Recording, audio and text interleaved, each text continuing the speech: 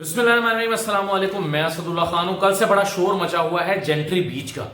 कि जेंट्री बीच पाकिस्तान आए हैं। ये अमेरिकी सरमायाकारों का एक वफ्द है और उसके ये सरबराह हैं और डोनाल्ड ट्रंप के करीबी साथी हैं, बिजनेस पार्टनर हैं और पाकिस्तान आ गए हैं। ये भी उन्होंने बताया कि कितने डॉलर की सरमायाकारी वो पाकिस्तान में करेंगे या कितने डॉलर्स लेकर आ गए हैं। लेकिन बहरहाल वो जिस मकसद के लिए किया गया था कि वो रिचर्ड ग्रेनल के बारे में वो जो एक खबर निकाली गई, ये सारा ड्रामा उसके लिए था और आपको उसकी हकीकत तो पता चली गई।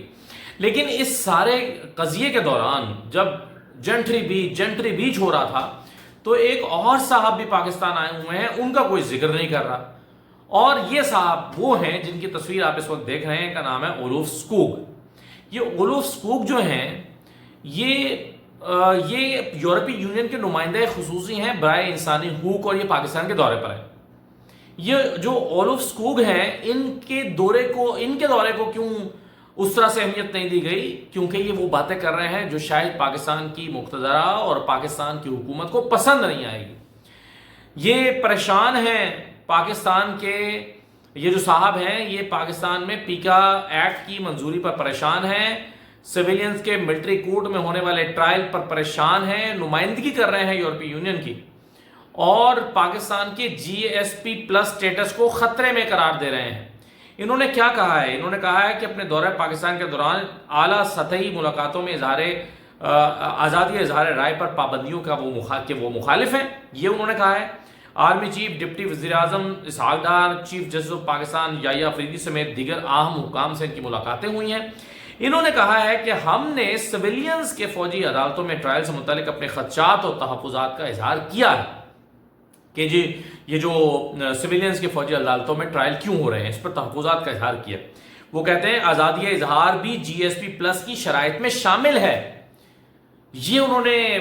ओलुफ स्कूग ने कहा है। फिर वो कहते हैं कि मुल्क के साइबर क्राइम कवानीन में तरामीम के खिलाफ सहाफ़ी और अपोजिशन जमातें एहतजाज कर रही हैं और ये मेरे दौरे के दौरान हो रहा है कि यहाँ पर साइबर क्राइम के हवाले से, ये जो डिजिटल मीडिया के हवाले से जो तरामीम की जा रही हैं और मीडिया के हवाले से जो पीका एक्ट लाया गया, वो कहते हैं इस पर सहाफ़ी और अपोजिशन जमातें एहतजाज कर रही हैं मेरे होते हुए भी। फिर वो कहते हैं कि मैं ये हुकूमती हुकाम से डिस्कस कर रहा हूँ, हमारा मौक़िफ़ है कि आज़ादी इजहार पर बहुत ही महदूद पाबंदियाँ होनी चाहिए। आप सियासतदानों, हुकाम या निज़ाम को तनकीद से बचाने के लिए आज़ादी इजहार पर कदगन नहीं लगा सकते, ये कह रहे हैं ओलुफ स्कूग जो कि यूरोपीय यूनियन के नुमाइंदा बराए इंसानी हुकूक हैं। वो कहते हैं आप अपने सियासतदानों या हुकाम या निज़ाम को तनकीद से बचाने के लिए पाबंदियां नहीं लगा सकते इंसानों पे, फिर आज़ादी इजहार पे। फिर वो कहते हैं कि GSP प्लस स्कीम के अगले राउंड का इन्हिसार इस बात पर होगा कि पाकिस्तान मुख्तलिफ आलमी जिम्मेदारियों की तामील के सिलसिले में क्या करता है। और उन्होंने कहा कि ये नहीं कहा जा सकता कि GSP प्लस अगले राउंड के लिए मौजूद होगा, GSP प्लस अगले राउंड में भी मौजूद होगा, ये नहीं कहा जा सकता। ये ओलुफ स्कूग कह रहे हैं जो कि यूरोपीय यूनियन के नुमाइंदा बराए इंसानी हुकूक हैं। तो इन मुलाकातों को या इन स्टेटमेंट्स को तो रिपोर्ट नहीं किया जा रहा। इसको क्यों रिपोर्ट नहीं किया जा रहा? पाकिस्तान में खड़े होकर उन्होंने ये बातें की हैं, पाकिस्तान में रहते हुए उन्होंने ये पाकिस्तान के अंदर लाए जाने वाले इन कवानीन को शदीद तशवीश का उस पर इजहार भी किया है और तनकीद का निशाना भी बनाया है। इसे क्यों रिपोर्ट नहीं किया जा रहा? वो जेंट्री बीच जो ना जाने दरमियाने दर्जे का कहाँ का बिजनेसमैन है, उसको तो हाइप बना दी गई है पाकिस्तानी मीडिया में, लेकिन ये ओलुफ स्कूग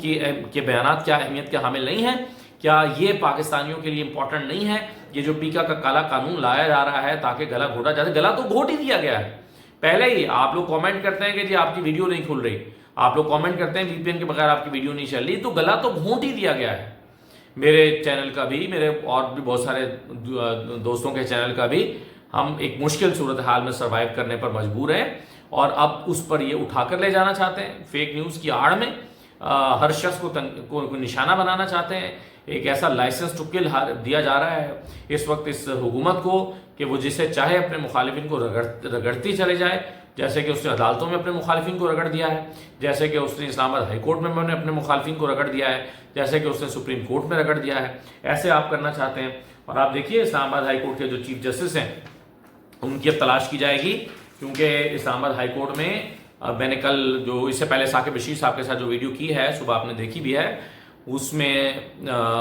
इस बात का इजहार किया गया और आज तो इस पर बहुत शोर शराबा भी हुआ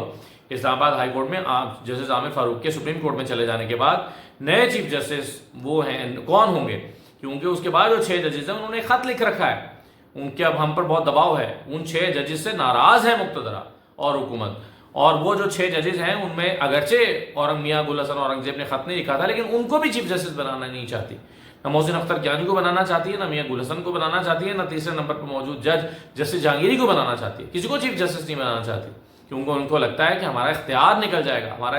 ہمارے ہاتھ سے کنٹرول نکل جائے گا، اور اس سلسلے میں وہ اپنا ٹاؤٹ لا کے بٹھانا چاہتے ہیں مختلف کسی اور عدالت سے لا کر۔ اس پر آج جو اسلام آباد ہائی کورٹ بار ایسوسی ایشن نے پریس ریلیز جاری کی ہے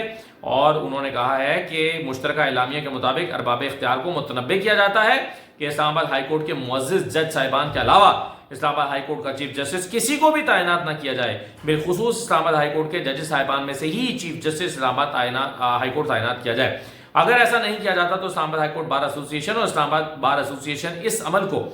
عدلیہ کی آزادی اور خود مختاری پر حملہ تصور کرے گی اور ملک گیر احتجاج کی کال دے گی، اور اسلام آباد میں آل پاکستان وکلاء کنونشن کا انعقاد کیا جائے گا اور ارباب اختیار کے خلاف باقاعدہ تحریک کا آغاز کیا جائے گا۔ یہ advocate supreme court of Pakistan صدر اسلام آباد ہائی کورٹ بار ایسوسی ایشن ریاست علی آزاد کے دستخط کے ساتھ اور چودھری نعیم علی گجر کے جو کہ اسلام آباد بار ایسوسی ایشن کے مشترکہ اعلامیہ انہوں نے جاری کیا ہے اور کہا ہے کہ ہم احتجاجی تحریک چلائیں گے کیونکہ اسلام آباد ہائی کورٹ کا گلا گھونٹنے کی تیاری حکومت کی طرف سے کی جا رہی ہے اور اس کا انتظام ایسا لگتا ہے کہ مکمل کر لیا گیا ہے۔ اس کے علاوہ دیکھیے آج اڈالہ میں عمران خان کی بڑی امپورٹنٹ ملاقاتیں ہوئی ہیں اور ان ملاقاتوں میں 9 مئی پر ایک تو 9 مئی پر کے پی میں جو واقعات ہوئے تھے 9 مئی کو اس کا جوڈیشل کمیشن بنانے کی ہدایات کی گئی ہیں علی امین گنڈاپور کو کہ اس پر جو ہے وہ کارروائی شروع کی جائے، یعنی اسلام آباد ہائی کورٹ کو لکھا جائے کہ جوڈیشل کمیشن بنایا جائے۔ وہ جوڈیشل کمیشن کیا کرے، پتہ لگائے کہ ریڈیو پاکستان پر حملہ کس نے کیا، کیسے کیا، اس کے لیے حملہ آور کا نے مواد کہاں سے لے کر آیا حملہ آور، اور اس کے بعد آگ کیسے لگائی، یہ سارا کچھ جو ہے وہ پروب کیا جائے، اور کون لوگ تھے، ان کا تعلق کہاں کس سے تھا، یہ سارا کچھ ریڈیو پاکستان کی عمارت کو پر جلاؤ گھیراؤ کرنے والے لوگوں کے بارے میں تفتیش کی جائے، انکوائری کی جائے، پوری تحقیقات کی جائیں۔ اس سلسلے میں علی امین گنڈاپور کو ہدایات کی ہیں۔ اور دوسری امپورٹنٹ چیز کی ہے کہ خیبر پختونخوا میں جہاں پی ٹی آئی کو ہرایا گیا ہے فارم 47 میں تبدیلیاں کر کے، اس کی تحقیقات کا عمران خان نے حکم دیا ہے کہ یہ کیا جائے، جس میں ایک نور عالم کی بھی جو ہے وہ سیٹ ہے۔ نور عالم خان پشاور سے جیت گئے تحریک انصاف کو ہرا کر، یہ بہت حیران کن نتیجہ تھا، اور نور عالم کی سیٹ جو ہے جے یو آئی کو تحفے میں مل گئی، حالانکہ نور عالم کا جے یو آئی سے کوئی تعلق نہیں ہے، لیکن بہرحال جے یو آئی کو بھی کیا برا لگا کہ چلے ان کے حصے میں ایک سیٹ آ گئی، اور نور عالم خان ان کو پتا تھا کہ یہ پکی پکائی جیتی جتائی سیٹ ہے جو کہ فارم 47 پہ ان کو مل جائے گی۔ یہاں پر فارم 47 مولانا نے قبول کر لیا۔ اب مولانا فضل الرحمان صاحب کی جو ہے وہ آج عمران خان نے بغیر لگی لپٹی رکھے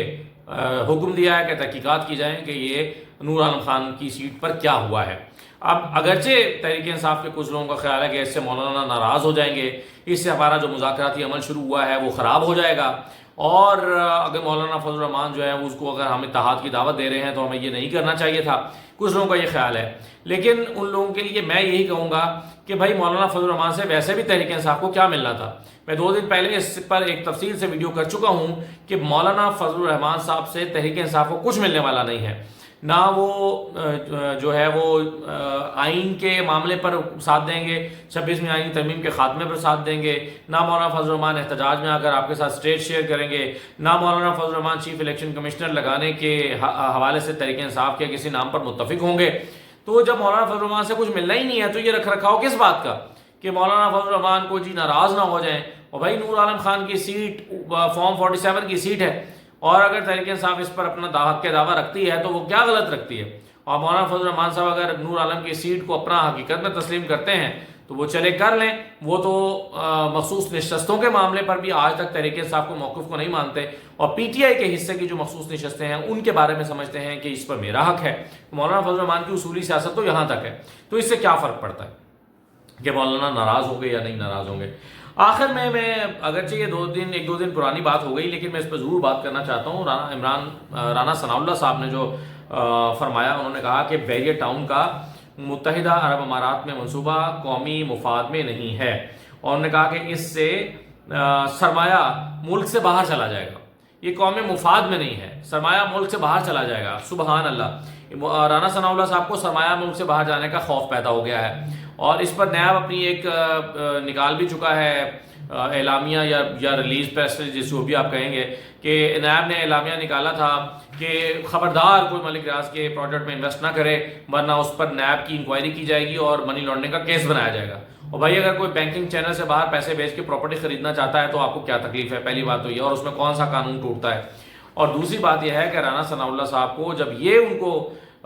جب وہ یہ سوچ رہے ہیں کہ ان کا سرمایہ ملک سے باہر نہ چلا جائے تو میں ان کو یاد دلانا چاہتا ہوں. میں نے کل ٹویٹ بھی کی تھی کہ 1992 میں ایک ایکٹ لایا گیا تھا, اس کا نام تھا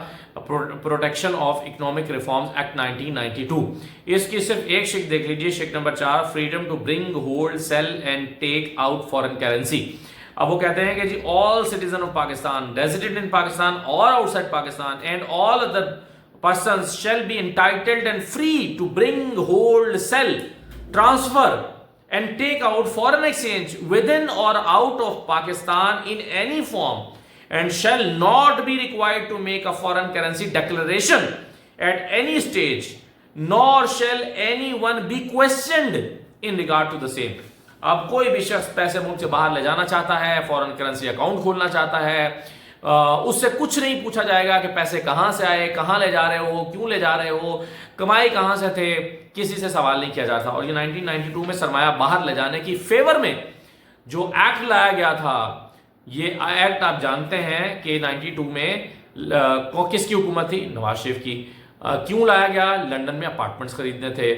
اور پیسے کہاں سے کمائے گئے مجھے نہیں پتا, لیکن مجھے یہ پتا ہے کہ اسی سال ایک موٹر وے بنی تھی اسلام آباد اور لاہور کے درمیان, اور اس کے بعد پھر سرمایہ باہر لے جایا گیا, وہاں پہ اپارٹمنٹس خریدے گئے اور اب باہر سرمایہ لے جانے کے لیے یہ قانون لایا گیا کہ کوئی نہیں پوچھے گا کہاں سے پیسے آئے ہیں, اور کوئی currency account, foreign currency account کھلوانے پر آپ کو کوئی پوچھ گچھ نہیں ہوگی, کوئی آپ سے پوچھ پرتیت نہیں کی جائے گی, کوئی آپ بتانے کے لائبل نہیں ہیں. تو اس طرح کا قانون لا کر رانا ثناء اللہ صاحب, آپ کو اس وقت تو شاید آپ BMLN میں نہیں تھے, لیکن آپ کو یاد ہونا چاہیے کہ نون لیگ سرمایہ باہر لے جانے کے لیے کیا کچھ کرتی رہی ہے. آج آپ کو ایک شخص اگر دبئی میں پلاٹ خریدنا چاہتا ہے اور لیگل طریقے سے اپنی رقم باہر لے جانا چاہتا ہے تو آپ اس کو دھمکیاں دے رہے ہیں, خود بھی دے رہے ہیں اور نیب کے ذریعے بھی دلوا رہے ہیں, تو یہ انفیئر ہے. اجازت دیجیے, اللہ حافظ.